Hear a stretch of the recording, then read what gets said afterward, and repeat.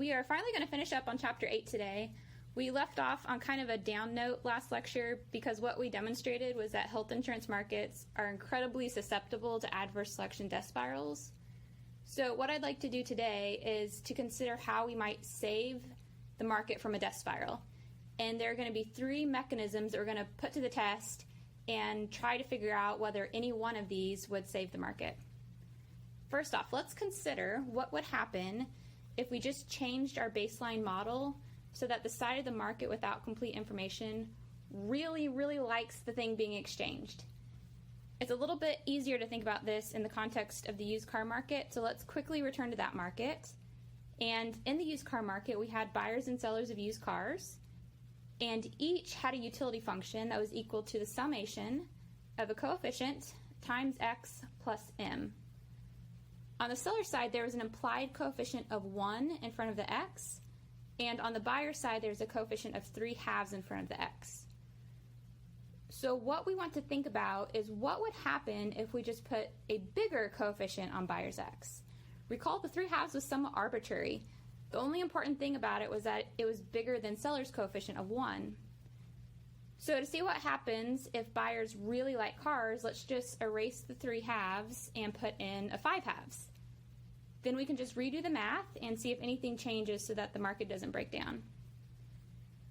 First of all, sellers' condition for when to offer their car on the market will not change because we haven't touched seller's utility function. What will still be true is that only the cars that are worth the price or less will be offered for sale.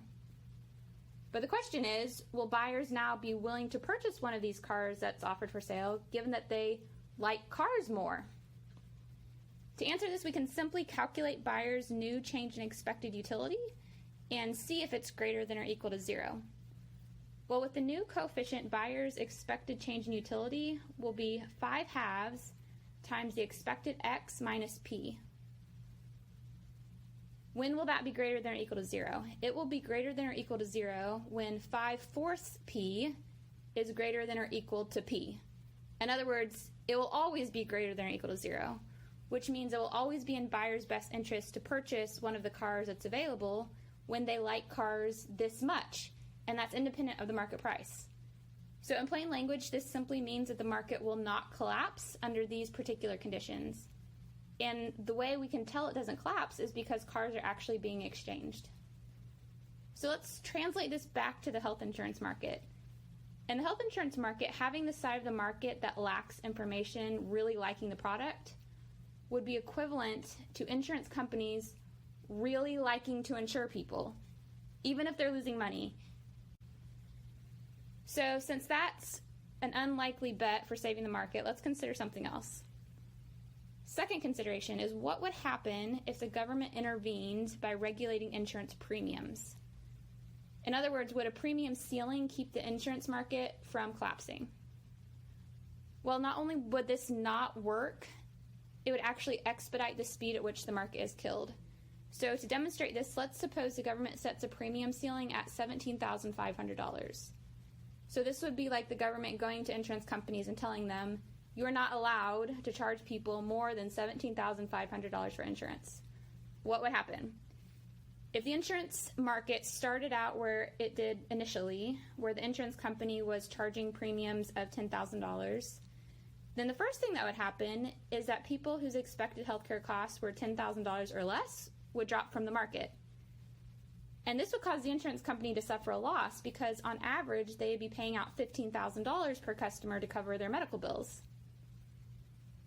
If the insurance company raised their premium to $15,000 in response to this loss, well, another round of adverse selection would just occur. This time everyone whose expected healthcare costs were $15,000 or less would drop from the market, and the pool of remaining customers would become compositionally even sicker and even more costly. And now, on average, the insurance company would be paying out $17,500 per customer to cover their medical bills.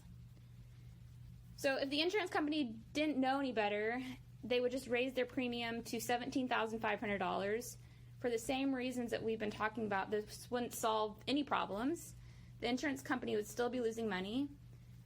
But now the complication would be that the insurance company couldn't respond by increasing the premium further because they've reached the premium ceiling.